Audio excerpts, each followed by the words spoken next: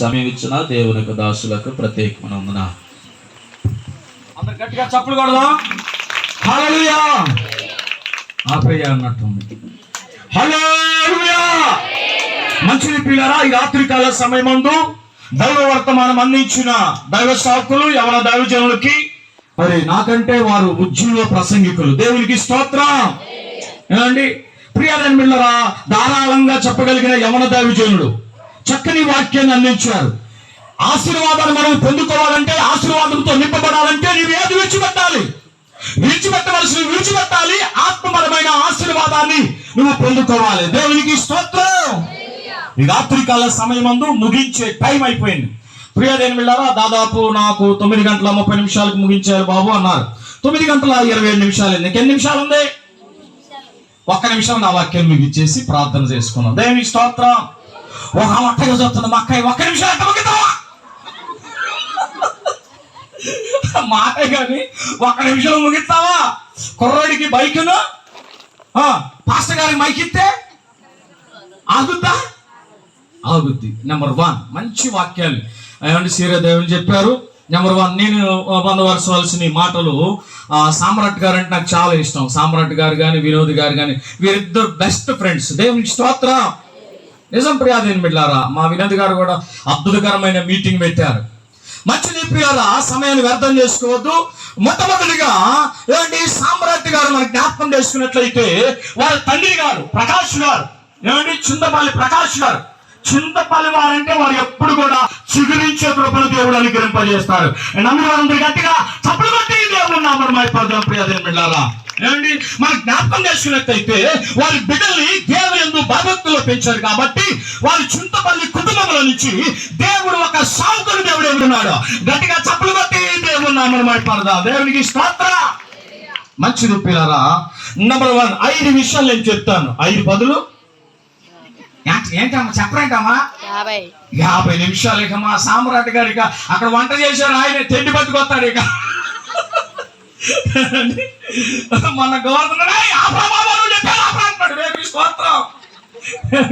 మన జ్ఞాపకం చేసినట్లయితే పిల్లరా, ఆల్రెడీ 1 నిమిషం అయిపోయింది. 1 నిమిషం ఉంది. ఏమండి నెంబర్ 1 స్తుతించాలి.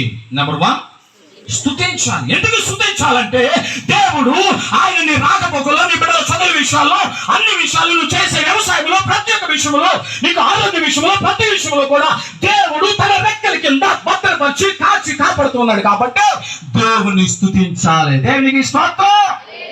దేవుని స్తుతించండి. గట్టిగా చప్పుడు కొట్టి. ఏమండి ఆయన ప్రతి విషయంలో దేవుడు నిన్ను కాపాడుతూ ఉన్నాడు కాబట్టి దేవుని స్తుతించాలి. నీవు నెంబర్ 1 అయిపోయింది. నెంబర్ 2 యెహోవా యందు భయభక్తులు కలిగి ఉండాలి. యెహోవా యందు ప్రకాష్ గారు అక్క, ఏమండి ప్రకాష్ గారు అక్క వారు చక్కగా ప్రార్థనకు వస్తారు. వారి ప్రార్థన ద్వారా వారి కుటుంబాన్ని, వారి బిడ్డల్ని దేవుడు ఆశీర్వదించాడు. దేవునికి స్తోత్రం.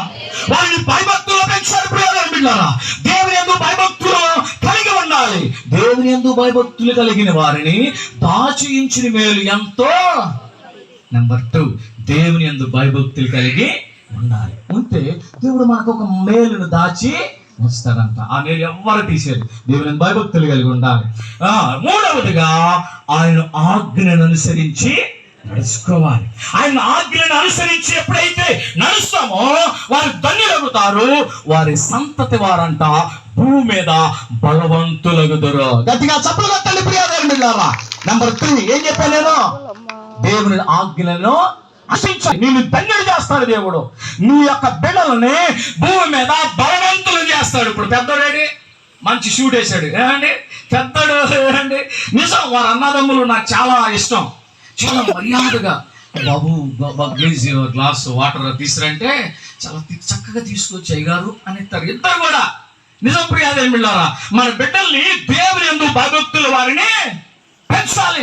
దేవుని ఆజ్ఞలను వారికి నేర్పించాలి. ప్రియదేని బిడ్డలారా, బ్రదర్ చెప్పారు, ఏమండి అయ్యగారు, ఏమండి దేవుడిచ్చిన ఎప్పుడైతే మనము దేవుని యందు భయభక్తులు పెంచుతామో దేవుడు వారికి ఏమండి జ్ఞానం ఇస్తాడంట. దేవునికి స్తోత్రం. ఇప్పుడు అబ్బాయి 10th క్లాస్ అయిపోయి కాలేజీకి వెళ్ళిపోతున్నాడు. కాలేజీ కుర్రోళ్ళ అయ్యాడు. దేవునికి స్తోత్రం. ఏమండి కాలేజీకి వెళ్ళిపోతున్నాడు. నిజం ఇప్పుడు బిడ్డలందరూ కూడా ఏమండి 10th క్లాస్ అయిపోయి కాలేజీకి వెళ్ళిపోతున్నారు. దేవునికి స్తోత్రం.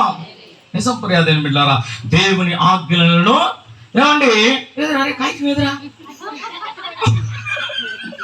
దేవుని ఆజ్ఞలను అనుసరించాలి. అనుసరించిన వాడు ధన్యులవుతాడు.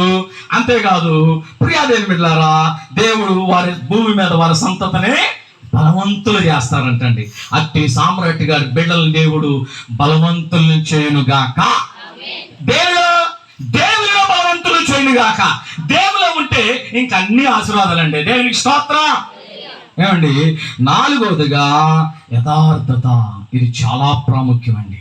యథార్థవంతుల గుడారాన్ని నేను ఆశీర్వదిస్తాను. యోబు యథార్థవంతుడు, భయభక్తులు కలిగిన వాడు, చెడుతనాన్ని విసర్జించిన వాడు. ఇంకేంటి ఏం చెప్పాలి? యథార్థవంతుడు, చెడుతనాన్ని విసర్జించిన వాడు, భయభక్తులు కలిగిన వాడు. ఇంకోటి ఏముంటుందండి? న్యాయవంతుడు. నేను చెప్తున్నాను, యోబులో తన విశ్వాస జీవితాన్ని కాపాడుకోగలిగిన వాడు. దేవునికి స్తోత్రం. యథార్థవంతుల గుడారాన్ని దేవునికి ఇచ్చిన విషయంలో ఏమండి యథార్థత ఉండాలి. నీ రాబడి విషయంలో యథార్థత ఉండాలి. నువ్వు పనిచేసే విషయంలో నీ ప్రతి దేవుడు నీకు ఆరోగ్యం ఇచ్చాడు, బలాన్ని ఇచ్చాడు, శక్తిని ఇచ్చాడు. అది నీది కాదు, ఎవరిదే?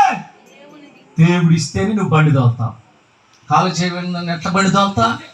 ఏమండి, అది అన్ని విషయాల్లో యథార్థత కలిగి ఉన్నాడు కాబట్టి యోబుని దేవుడు అట్టి ప్రకాష్ గారు కుమారుడు, పెద్ద కుమారుడు సామ్రాట్ గారిని, వారి సంతానాన్ని దేవుడు ఆస్వాదింపచేయును గాక. ఎప్పుడు ఆస్వాదిస్తారంట? యథార్థవంతులని. దేవునికి స్తోత్రం.